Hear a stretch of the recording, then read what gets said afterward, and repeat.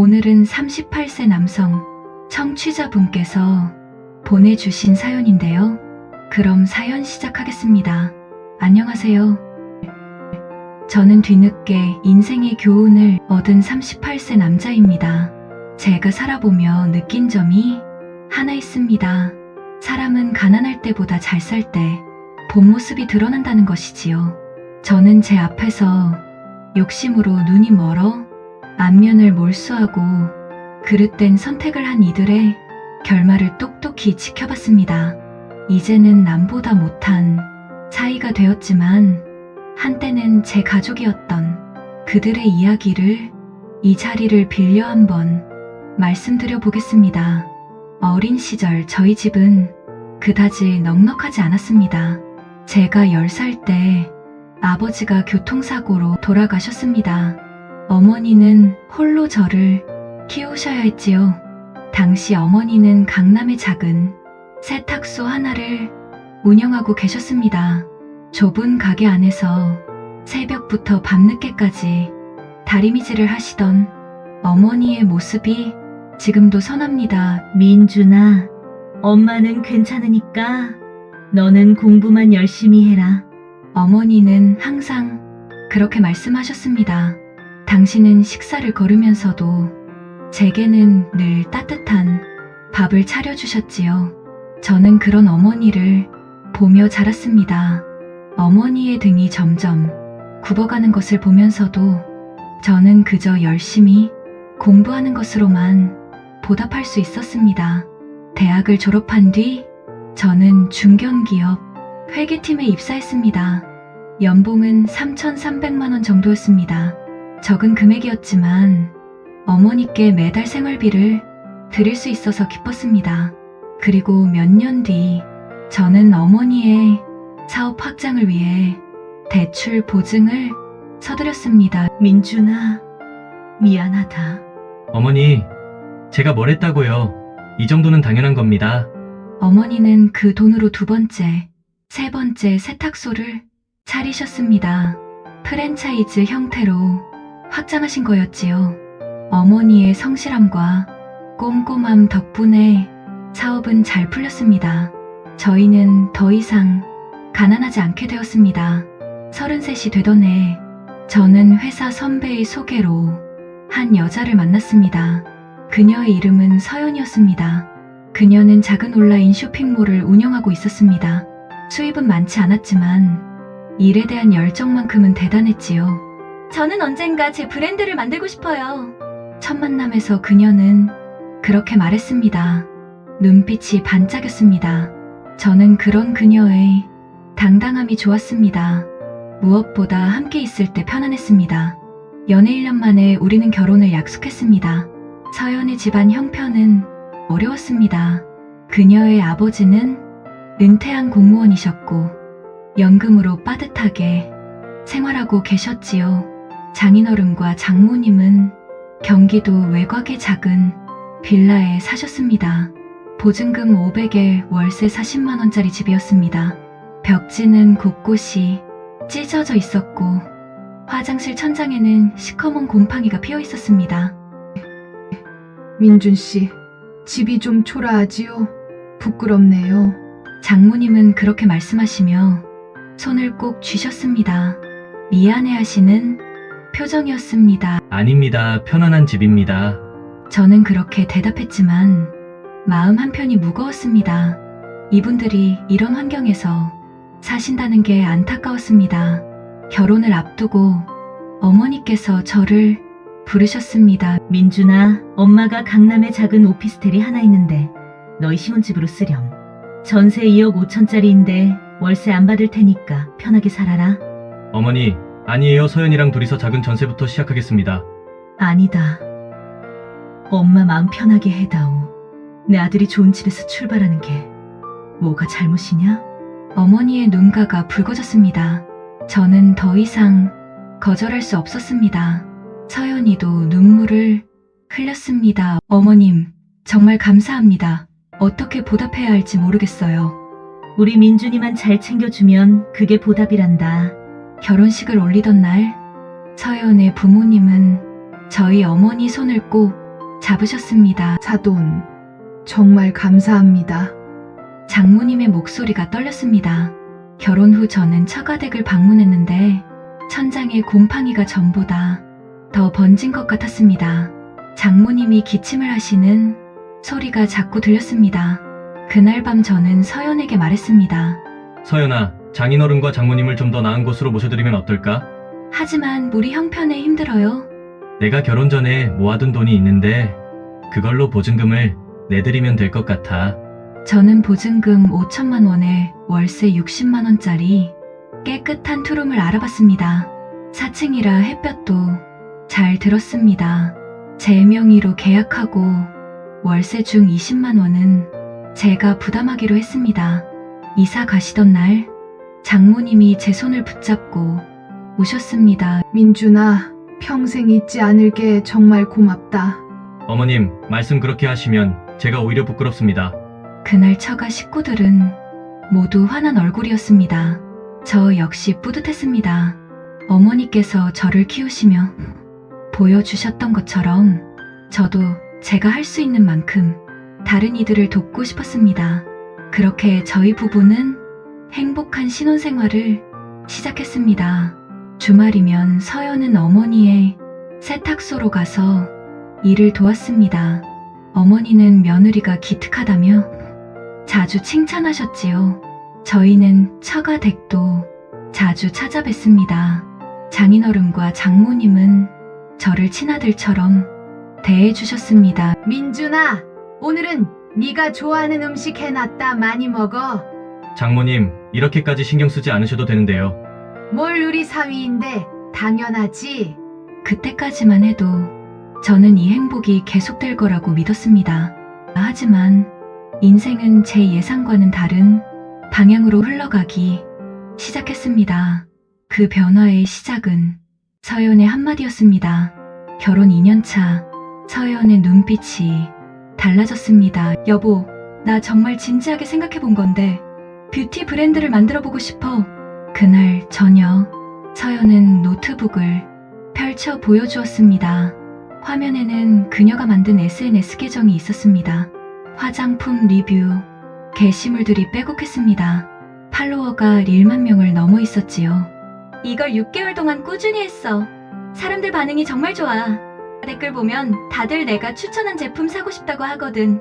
저는 화면을 천천히 내렸습니다. 댓글란에는 언니? 믿고 삽니다. 다음 리뷰 기다려요. 같은 글들이 가득했습니다. 근데 브랜드를 만든다는 건 쉬운 일이 아니잖아. 초기 자금도 필요하고. 알아, 나도 무모한 거 아니야. 그래서 작게 시작하려고 처음엔 립스틱이나 틴트 몇 가지만. 서연의 목소리에 힘이 들어가 있었습니다. 저는 그녀의 얼굴을 봤습니다. 결혼 전 처음 만났을 때처럼 눈이 반짝이고 있었습니다. 한번 해봐. 내가 옆에서 도울게. 정말? 반대 안 해? 왜 반대해? 당신 꿈인데. 서연이 제 손을 꼭 잡았습니다. 문제는 초기 자금이었습니다. 서연이 계산한 바로는 최소 3천만 원이 필요했습니다. 제품 개발비, 제조비, 포장재, 그리고 작은 사무실 보증금까지. 저희 통장에는 그만한 여유가 없었습니다. 어머니께 여쭤볼까? 저는 조심스럽게 물었습니다. 서연이 고개를 저었습니다. 아니야, 어머님께 이미 너무 많이 받았어. 이건 우리 힘으로. 하지만 어머니께서 먼저 눈치채셨습니다. 민준아, 서연이가 사업 시작한다며? 내가 도와줄게. 어머니, 어떻게 하셨어요? 며느리가 요즘 밤늦게까지 뭔가 준비하더라. 궁금해서 물어봤지. 어머니는 3천만 원을 흔쾌히 내놓으셨습니다. 사무실 보증금으로 1,000만 원도 더 보태주셨지요. 어머님, 정말 감사합니다. 꼭 성공해서 갚을게요. 서연이 어머니 앞에서 허리를 깊이 숙였습니다. 갚기는 며느리 꿈 응원하는 게 시어머니 도리지. 우리 민준이가 옆에서 잘 도와줘야 한다. 어머니는 제 어깨를 툭툭 두드리셨습니다. 서연의 브랜드 에센셜이 세상에 나왔습니다. 첫 제품은 틴트 3종이었습니다. 서연은 밤낮 없이 일했습니다. 제조 공장과 통화하고 디자이너와 미팅하고 SNS에 홍보 글을 올렸지요. 저도 퇴근 후엔 서연을 도왔습니다. 여보, 이 박스들 좀 옮겨줄래? 응, 잠깐만. 좁은 사무실 한 구석에 쌓인 택배 박스들, 저는 그걸 하나하나 옮기며 포장 작업을 도왔습니다. 밤 11시가 넘어서야 집에 들어가는 날이 많았습니다. 민준 씨 고생이 너무 많아. 미안해. 무슨 소리야? 우리 함께 하는 거잖아. 서연이 제 손을 꼭 잡았습니다. 손이 차가웠습니다. 처음 3개월은 고전했습니다. 매출이 기대만큼 나오지 않았지요. 서연의 얼굴에서 웃음이 사라졌습니다. 그러던 어느 날, 한 뷰티 인플루언서가 에센셜 제품을 SNS에 올렸습니다. 여보, 이것 봐. 조회수가 50만이야. 그날부터 주문이 폭주했습니다. 서연은 직원 3명을 새로 뽑았습니다.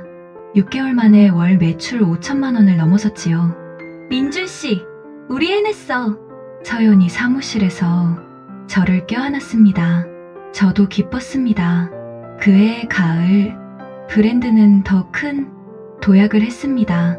서연은 강남 작은 오피스에서 청담동 중형 오피스로 사무실을 옮겼습니다.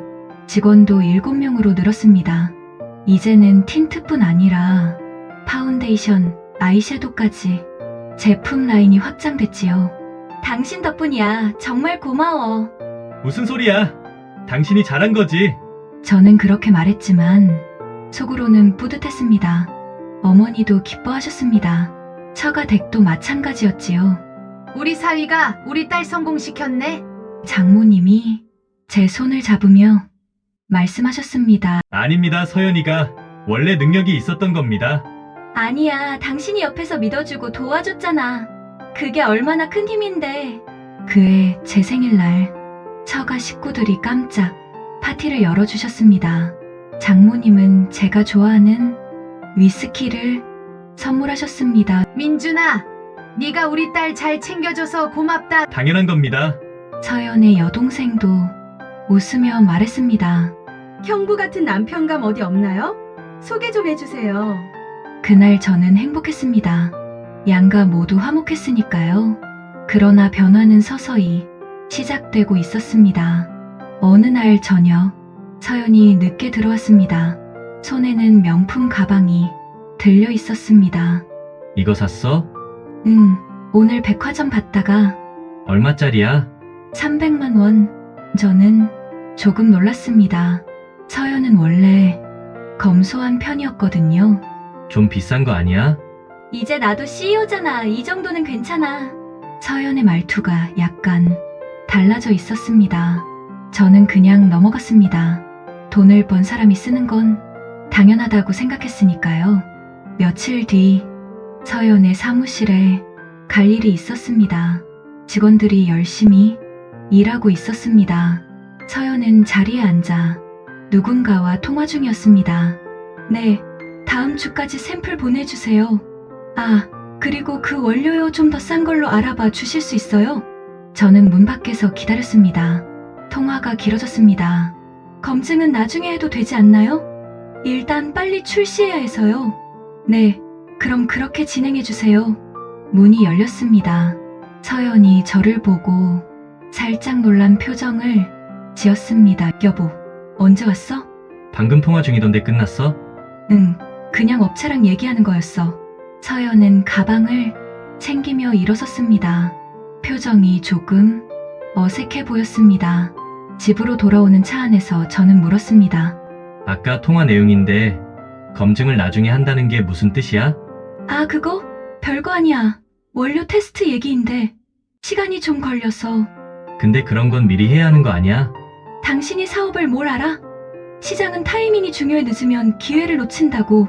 서연의 목소리에 짜증이 섞여 있었습니다. 저는 더 이상 묻지 않았습니다. 그날 밤 저는 잠이 오지 않았습니다. 옆에서 서연이 편히 자고 있었습니다. 저는 천장을 바라봤습니다. 아까 들은 통화 내용이 자꾸 머릿속에 맴돌았습니다. 검증을 나중에 해도 된다는 게 맞는 건가? 화장품은 사람 피부에 직접 닿는 제품인데 안전성이 제일 중요하지 않을까요? 그런데 서연은 출시 일정만 신경 쓰는 것 같았습니다. 내가 너무 예민한 건가? 저는 고개를 저었습니다. 서연을 믿기로 했습니다. 그녀가 무책임하게 일할 사람이 아니라는 걸 잘 아니까요. 하지만 마음 한구석이 계속 무거웠습니다. 다음 날 아침, 서연은 평소보다 일찍 나갔습니다. 오늘 중요한 미팅 있어서 늦을 것 같아. 그래, 조심히 다녀와. 문이 닫히는 소리가 들렸습니다. 저는 식탁에 혼자 앉아 있었습니다. 커피가 식어가고 있었습니다. 저는 어머니께 전화를 드렸습니다. 어머니, 저 민준이에요. 왜? 무슨 일 있니? 아니요, 그냥 목소리 듣고 싶어서요. 얘가 왜 이래? 서연이랑 잘 지내지? 네, 잘 지내요. 저는 그렇게 대답했습니다. 어머니를 걱정시키고 싶지 않았으니까요. 하지만 속으로는 알고 있었습니다. 뭔가 조금씩 어긋나기 시작했다는 걸요. 결혼 4년차 봄, 서연의 브랜드가 폭발적으로 성장했습니다. 유명 연예인이 SNS에 에센셜 제품 인증샷을 올렸습니다. 조회수가 100만을 넘었지요. 그날 밤 서버가 다운될 정도로 주문이 폭주했습니다. 서연은 직원을 15명으로 늘렸습니다. 월 매출이 3억을 넘어섰습니다. 민준씨, 백화점에서 입점 제안이 왔어. 서연이 집에 들어오자마자 소리쳤습니다. 얼굴이 상기되어 있었습니다. 정말? 축하해. 이제 진짜 제대로 된 브랜드가 되는 거야. 나 정말 떨려. 서연은 그날 밤 잠을 설쳤습니다. 흥분이 가라앉지 않는 것 같았습니다. 그 무렵부터였습니다. 서연의 옷차림이 달라지기 시작한 건 어느 주말 아침이었습니다. 서연이 거실로 나왔습니다. 명품 브랜드 로고가 박힌 원피스를 입고 있었습니다. 손에는 새로 산 가방이 들려 있었지요. 오늘 친구들이랑 브런치 먹기로 했어. 그래, 잘 다녀와. 참, 당신도 옷 좀 새로 사. 그렇게 입고 다니면 사람들이 뭐라고 생각하겠어. 저는 제 옷을 내려다봤습니다. 이게 뭐 어때서? CEO 남편이 그렇게 입고 다니면 내 이미지에도 안 좋아. 좀 신경 써줘. 서연이 현관문을 나서며 말했습니다. 그날 저녁 서연이 돌아왔을 때 술 냄새가 났습니다. 오늘 좀 마셨네? 응, 친구들이랑 샴페인 한잔 했어. 축하한다고. 서연은 소파에 털썩 앉았습니다. 구두를 벗으며 한숨을 쉬었지요. 근데 있잖아, 친구들 남편 얘기 들으니까 다들 뭔가 있더라. 의사, 변호사, 사업가. 그런데 나만 남편이 회사원이니까 좀 뭐? 아니, 그냥 당신 탓하는 거 아니야. 서연은 그렇게 말하고는 방으로 들어가 버렸습니다. 저는 거실에 혼자 남았습니다. 며칠 뒤, 저는 어머니 세탁소에 들렀습니다. 요즘 서연이랑 잘 지내니? 네, 잘 지내요? 어머니는 제 얼굴을 유심히 보셨습니다. 표정이 안 좋구나. 무슨 일 있니? 아니에요. 그냥 좀 피곤해서요. 거짓말이었습니다. 사실 저는 서연이 변해가는 게 힘들었습니다. 하지만 어머니께 걱정을 끼칠 수는 없었지요. 어머니는 제 손을 잡으셨습니다. 민준아, 부부는 서로 이해하고 맞춰가는 거란다. 힘들어도 대화를 계속해야 해. 네, 어머니. 집으로 돌아오는 길, 저는 서연에게 전화했습니다. 여보, 오늘 저녁에 우리 둘이 외식할까? 미안, 오늘 거래처 미팅 있어. 내일은? 내일도 난 야근이야. 그럼 주말에 하자. 전화가 끊겼습니다. 그해 여름, 처가에서 어머니 생신잔치가 있었습니다. 저희 어머니도 초대받으셨습니다. 양가가 함께 모이는 자리였지요. 사돈, 오랜만입니다. 어머니가 장모님께 인사하셨습니다. 네, 사돈 그동안 잘 지내셨어요? 장모님의 목소리가 예전과 달랐습니다.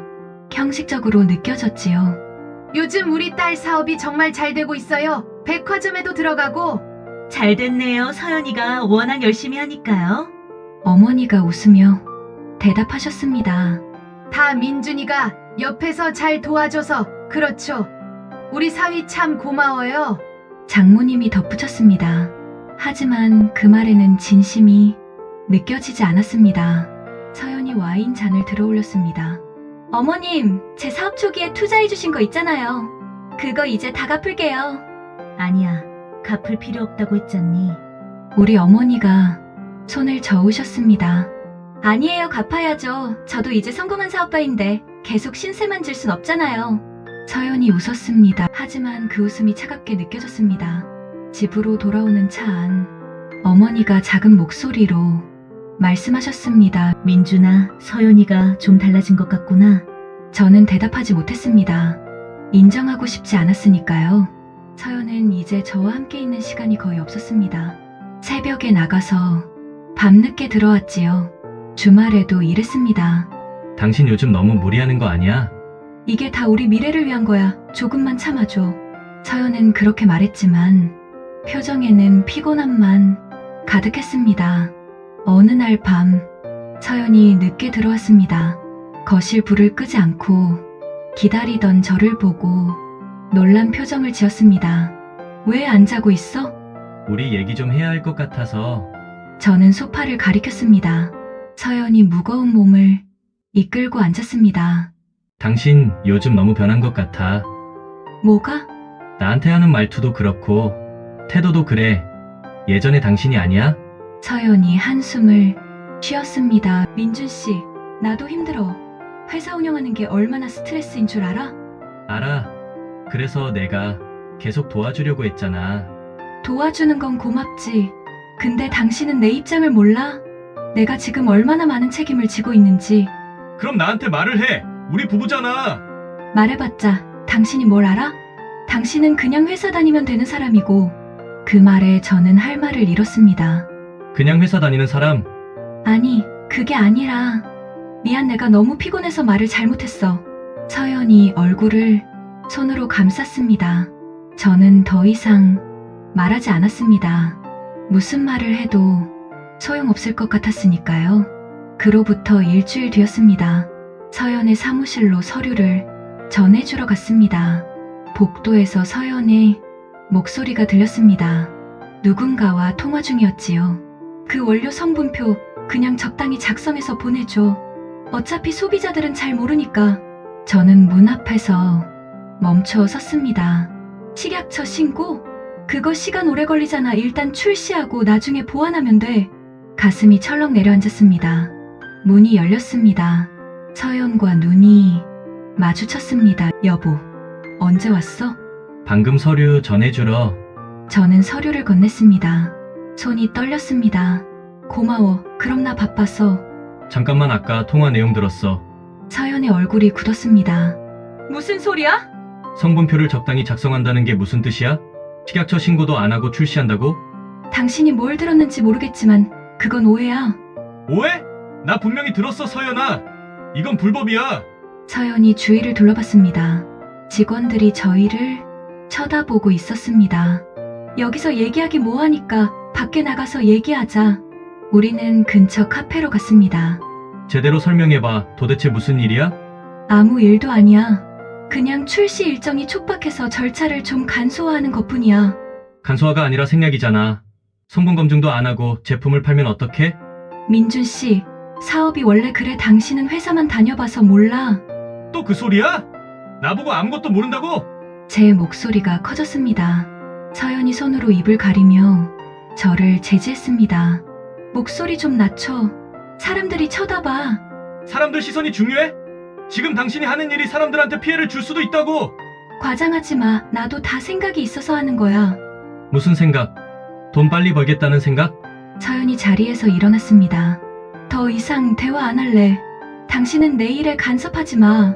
그렇게 말하고는 카페를 나가버렸습니다. 그날 밤 서연은 집에 들어오지 않았습니다. 잠을 이룰 수 없었습니다. 천장을 바라보며 생각했습니다. 내가 잘못 본 걸까?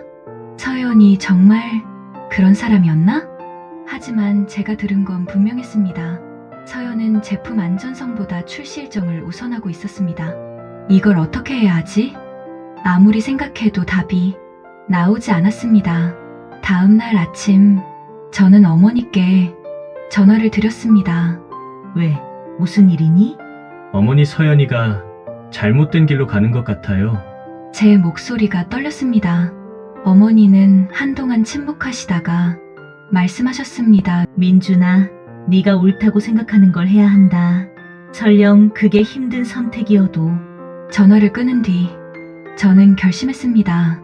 서연을 설득해야겠다고, 아직 늦지 않았다고, 우리가 함께 시작했던 그 순수한 마음을 되찾아야 한다고. 하지만 그게 가능할까요? 저는 알 수 없었습니다. 다음 날 저녁, 서연이 집에 돌아왔습니다. 저는 거실에서 기다리고 있었습니다. 서연은 가방을 소파에 던지고 앉았습니다. 피곤한 표정이었지요. 우리 진지하게 얘기 좀 하자. 제가 먼저 입을 열었습니다. 뭘? 당신이 하는 사업 말이야. 나는 정말 걱정돼서 하는 말이야. 서연이 한숨을 쉬었습니다. 또 그 얘기야? 민준 씨, 제발 좀 내가 하는 일 믿어줄 수는 없어? 믿고 싶어. 근데 내가 들은 건 분명했어. 성분검증 생략하고 식약처 신고도 미루고. 그만해. 서연이 소리쳤습니다. 저는 입을 다물었습니다. 당신이 뭘 알아? 사업이 얼마나 치열한지, 경쟁사가 얼마나 빠르게 움직이는지, 조금만 늦으면 다 끝나는 게 시장이야. 그래도 안전성은 지켜야 하는 거 아니야? 안전성, 웃기지 마. 다들 그렇게 해. 나만 유난 떠는 거 아니라고. 저는 서연을 바라봤습니다.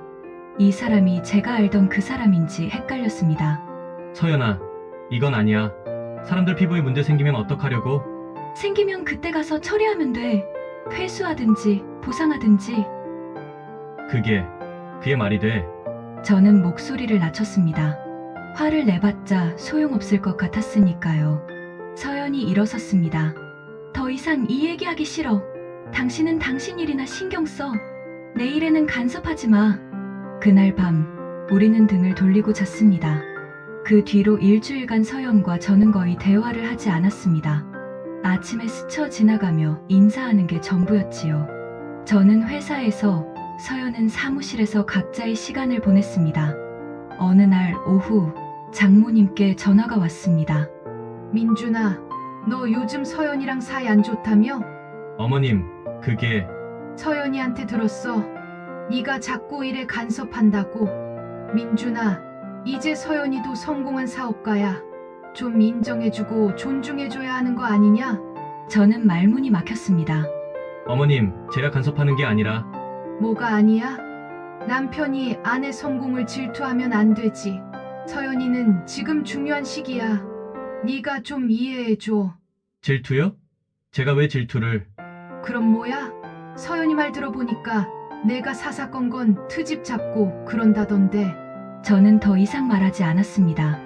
아무리 설명해도 제 말을 들어주지 않을 것 같았습니다. 민준아, 서연이한테 잘해? 알았지? 밖에서 큰일 하는 사람인데 민준이 네가 내조를 잘해야 하지 않겠어? 장모님이 전화를 끊었습니다. 저는 한동안 핸드폰을 들고 멍하니 있었습니다. 주말이 되었습니다. 장인어른 댁에서 식사 초대가 있었습니다.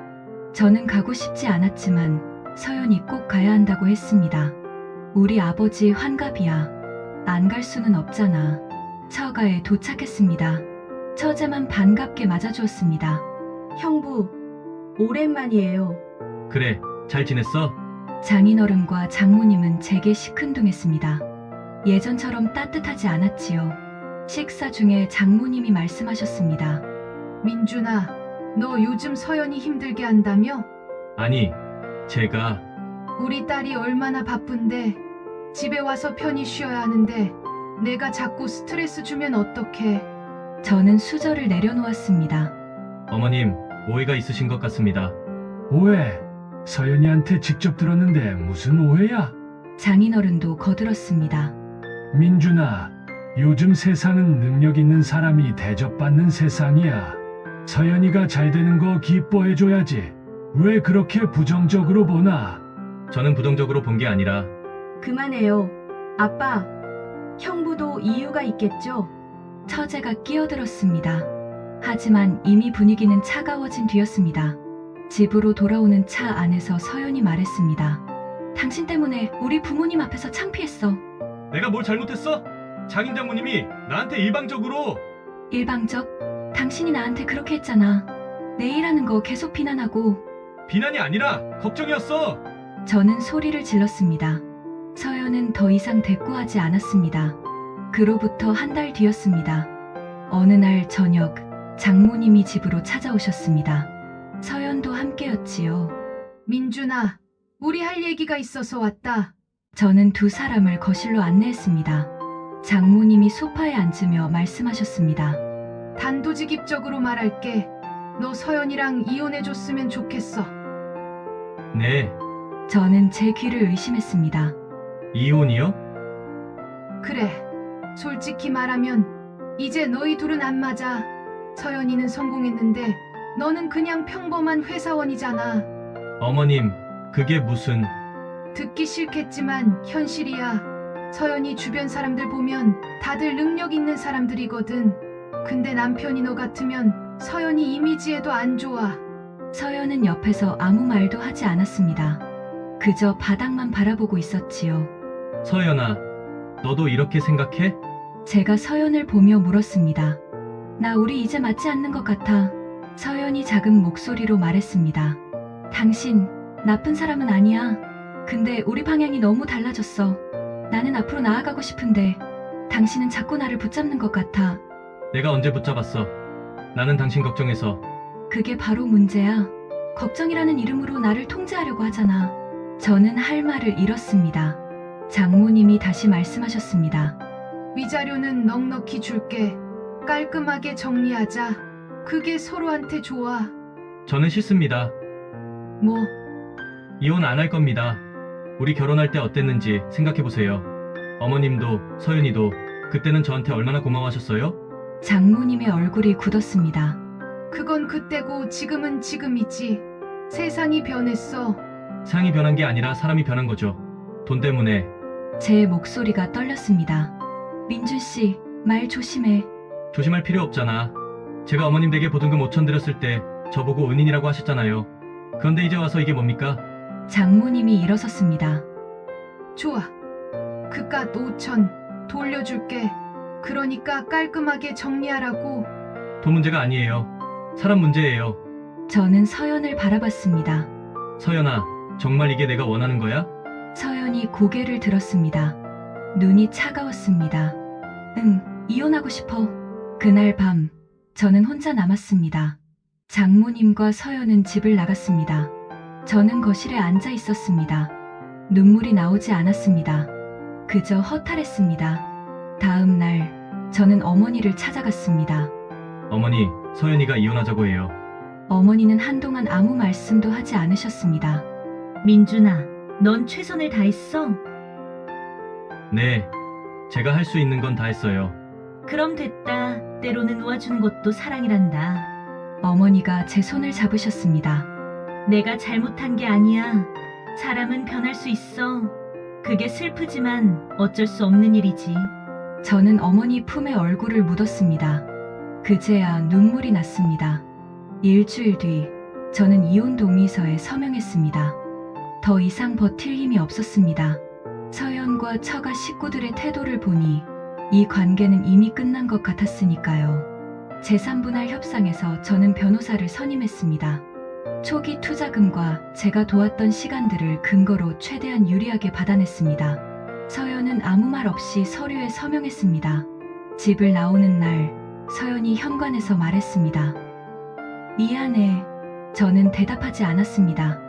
그저 짐을 들고 나왔을 뿐이지요. 저는 방 창밖을 바라봤습니다. 겨울이 다가오고 있었습니다. 이제 어떻게 되는 걸까? 서연은, 처가 식구들은 잘 살아갈까? 그때는 몰랐습니다. 그들에게 다가올 결말을요. 이혼 후 8개월이 흘렀습니다. 저는 어머니 댁에서 살았습니다. 처음엔 너무 힘들었지만 시간이 지날수록 서연이 빠진 일상에 적응하고 있었습니다. 어느 날 저녁, 뉴스를 보던 어머니가 제 이름을 부르셨습니다. 민준아, 이것 좀 봐. TV 화면에 익숙한 로고가 보였습니다. 에센셜, 서연의 브랜드였습니다. 인기 뷰티 브랜드 에센셜, 화장품법 위반 혐의로 검찰 송치, 성분 허위 표기 및 미신고 원료 사용, 피부 트러블 집단 소송. 화면에 모자이크 처리된 서연의 모습이 비쳤습니다. 저는 한눈에 알아봤습니다. 어머니가 제 손을 잡으셨습니다. 그날 밤 장모님께 전화가 왔습니다. 민준아, 지금 좀 도와줄 수 없겠니? 서연이가 큰일 났어. 변호사 선임비도 없고. 어머님, 저는 못 도와드립니다. 민준아, 서연이가 선택한 길입니다. 제가 경고했을 때 들으셨어야죠. 우리가 잘못했어. 미안하다. 미안하다는 말로 될 일이 아닙니다. 서연이는 사람들에게 피해를 줬어요. 저는 전화를 끊었습니다. 손이 떨렸지만 후회는 없었습니다. 며칠 뒤 처제를 만났습니다. 형부 말이 맞았어요. 언니가 정말 잘못했어요. 처제가 고개를 숙였습니다. 저희 가족이 형부한테 너무 심하게 굴었어요. 정말 죄송해요. 너까지 사과할 필요 없어. 지금 집안이 완전히 망가졌어요. 언니는 구속됐고 부모님은 다시 작은 월세방으로 이사했어요. 저는 처제의 손을 잡아주었습니다. 형부는 정말 좋은 사람이에요. 언니가 형부를 놓친 게 인생 최대의 실수예요. 서연의 재판 소식이 들려왔습니다. 징역 2년 6개월, 추징금 8억 원, 피해자가 수백 명에 달했습니다. 피고인은 소비자의 안전보다 이익을 우선시했습니다. 판사의 말이 기사에 실렸습니다. 2년이 흘렀습니다. 저는 회사에서 승진했습니다. 그리고 새로운 사람을 만났습니다. 회사 후배였지요. 조용하고 차분한 성격이었습니다. 1년 뒤 우리는 결혼했습니다. 조촐한 시기였습니다. 처제도 왔습니다. 축하한다며 꽃다발을 안겨주었습니다. 어머니도 말씀하셨습니다. 민준아, 정말 좋은 사람 만났구나. 저는 행복했습니다. 3년 뒤 저는 재혼한 와이프 사이에 예쁜 딸이 생겼고 서연은 출소했다는 소식을 들었습니다. 어느 일요일 오후였습니다. 온 가족이 거실에 모여 있었습니다. 어머니는 손녀에게 책을 읽어주고 계셨고 아내는 차를 끓이고 있었습니다. 창밖으로 햇살이 들어왔습니다. 따뜻했습니다. 어머니가 말씀하셨습니다. 민준아, 너 정말 잘 견뎌줬다. 엄마가 자랑스럽다. 어머니 덕분입니다. 아니야, 내가 잘한 거야. 힘들 때도 바른 길을 택했잖니. 저는 고개를 숙였습니다. 아내가 차를 가져왔습니다. 딸아이의 웃음소리가 집안을 가득 채웠습니다. 이 사연을 마무리하며 하고 싶은 말이 있습니다. 사람은 성공했을 때 본 모습이 드러난다고 했습니다. 저는 그 말을 직접 경험했지요. 돈과 명예는 사람을 변하게 만들 수 있습니다. 하지만 진짜 중요한 건 사람입니다. 내 옆에서 힘들 때 함께 해준 사람, 나를 믿어준 사람. 저는 그런 사람들 덕분에 다시 일어설 수 있었습니다. 여러분도 힘든 시간을 보내고 계신다면 포기하지 마세요. 바른 길을 가세요. 그러면 언젠가 좋은 날이 올 겁니다. 저처럼요. 끝까지 들어주셔서 감사합니다.